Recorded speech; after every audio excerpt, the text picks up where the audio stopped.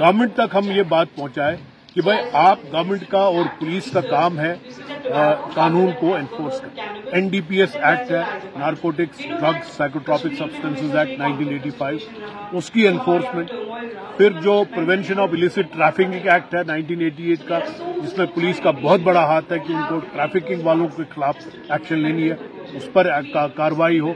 और ये जो फिर अस्पतालों में आपने फैसिलिटी रखी है, काउंसलिंग रखी है, ट्रीटमेंट के लिए अरेंजमेंट रखा है, इसको बढ़ाएं, इसको ज्यादा करें, क्योंकि अब प्रॉब्लम्स बढ़ रही है। तो लेकिन हम तो बढ़ने नहीं देंगे, हम चाहते हैं कि हम इसको बढ़ने नहीं दें, लेकिन फिर भी कुछ ना कुछ तो होगा, कहीं ना कहीं तो लोग इस पे एडिक्शन हो ही जाएगी, तो उनके लिए सहूलियात जो है वो होनी चाहिए। लेकिन सबसे बड़ी बात जो मैं बार बार फिर से दोहराऊंगा कि हुकूमत को चाहिए ड्रग ट्रैफिकर्स के खिलाफ, पेडलर्स के खिलाफ, जो स्टोरेज करते हैं, जो उसको वो करते हैं, उनके खिलाफ एक्शन लेनी चाहिए। उसके लिए कानून है, 2 बड़े कानून हैं, दोनों कानूनों की पूरी अमल आवरी होनी चाहिए। आज हम यहाँ डीपीएस में आए हैं। सबसे पहले तो मैं रशीद सोफी साहब का और यहाँ की प्रिंसिपल का शुक्रिया अदा करता हूँ। इन्होंने एक बहुत अच्छा प्रोग्राम यहाँ पर ड्रग एब्यूज के खिलाफ ऑर्गेनाइज किया है। देखिए, आपने कहा कि एक और प्रोग्राम यहाँ पर आज हम कर रहे हैं, इसकी क्योंकि ये प्रॉब्लम जो है, ये जो शिद्दत है ड्रग एब्यूज की, ये हमारे कश्मीर में, खासकर कश्मीर में बहुत ज़्यादा है। पिछली बार हम इसका वो एक एस्टिमेट लगा रहे थे डॉक्टरों के साथ मिलकर, तो एक फिगर आया कि तकरीबन कम से कम 5 या 6 लाख यंगस्टर्स, ज़्यादातर यंगस्टर्स, बड़े भी होंगे इसमें, जो इसकी लत में आए। तो ये एक बहुत बड़ा एक नुकसान है हमारे लिए, क्योंकि जो नौजवान होते हैं उनमें एक एनर्जी होती है, वो एक जिंदगी का एक स्टेज ऐसा है जहां पर उनको या तो तालीम लेनी है या कोई काम करना है, सोसाइटी की तरफ कंट्रीब्यूट करना है। लेकिन अगर वो ड्रग्स की तरफ जाएंगे तो वो तो फिर उनकी एनर्जी पूरी तरह से सैप हो जाती है। वो एक तो अनप्रोडक्टिव पैसा बर्बाद होता है और उनका वक्त, एनर्जी, टेंशन सारा खराब होता है।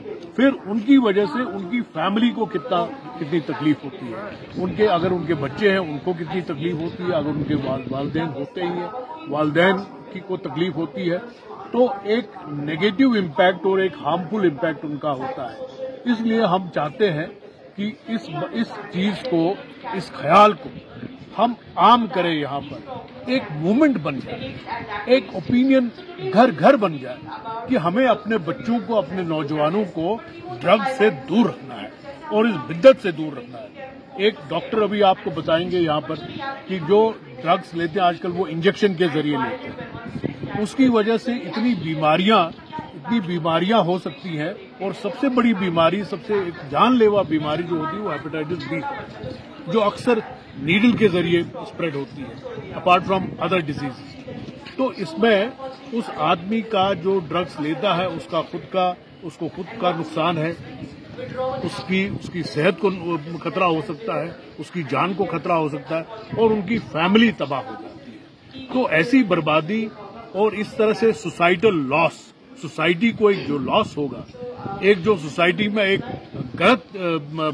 गलत एक उसका इम्पैक्ट होगा, उसको हम खत्म करना चाहते हैं। हम चाहते हैं कि वो मिनिमाइज हो और इसीलिए हम ये बार बार ये अवेयरनेस प्रोग्राम्स कर रहे हैं। Sir, rehabilitation of the already victims, आपको लगता है कि डिस्ट्रिक्ट्स में या पूरी यूटी में इस तरह के रिहैबिलिटेशन सेंटर होने चाहिए? बहुत अच्छी बात है ये। देखिए, इसमें ये जो ड्रग्स की सिचुएशन है, इसमें यूनाइटेड नेशंस की भी एक ऑर्गेनाइजेशन है जिन्होंने 3 असूल रखे हैं: सप्लाई रिडक्शन, डिमांड रिडक्शन और हार्म रिडक्शन। आपने हार्म रिडक्शन की बात की। सप्लाई रिडक्शन का मतलब है कि पुलिस को, गवर्नमेंट को चाहिए जो ये सप्लाई में, ट्रैफिकिंग में इन्वॉल्व है, पेडलिंग में इन्वॉल्व है, उसको उनके खिलाफ जो है एक्शन ली जाए और ऐसे कानून बनाए जाए, खासकर सब्सटेंस अब्यूज के लिए कानून ऐसे बनाया जाए कि उनकी सेल, अगर मेडिसिनल वैल्यू के लिए भी उनको सेल करनी होती है कहीं कहीं,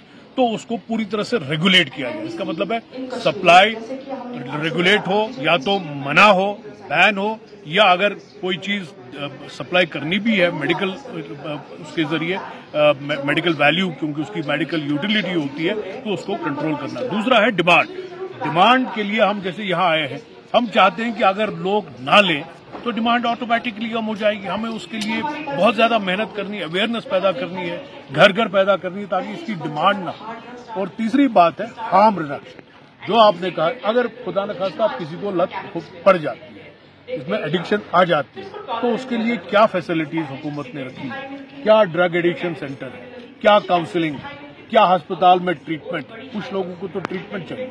सबसे पहला स्टेप होता है डी एडिक्शन के साथ काउंसलिंग होती है और अगर उसके बावजूद भी उसकी सेहत पर असर पड़ गया हो तो उसमें ट्रीटमेंट होता है। तो ये फैसिलिटी अब मैंने सुना है गवर्नमेंट ने डिस्ट्रिक्ट लेवल पर भी अब मेंटल हेल्थ के लिए ऐसी फैसिलिटीज रखी हैं, ट्रीटमेंट के लिए, डी एडिक्शन के लिए और काउंसलिंग के लिए। तो हम लेकिन फिर भी हम अपील करेंगे आपकी मीडिया के जरिए, मैं आपका बहुत बहुत शुक्रिया अदा करता हूं, गवर्नमेंट तक हम ये बात पहुंचाएं कि भाई आप गवर्नमेंट का और पुलिस का काम है कानून को एनफोर्स करना। एनडीपीएस एक्ट है, narcotics drugs psychotropic substances act 1985, उसकी एनफोर्समेंट। फिर जो prevention of illicit trafficking act है 1988 का, जिसमें पुलिस का बहुत बड़ा हाथ है कि उनको ट्रैफिकिंग वालों के खिलाफ एक्शन लेनी है, उस पर कार्रवाई हो।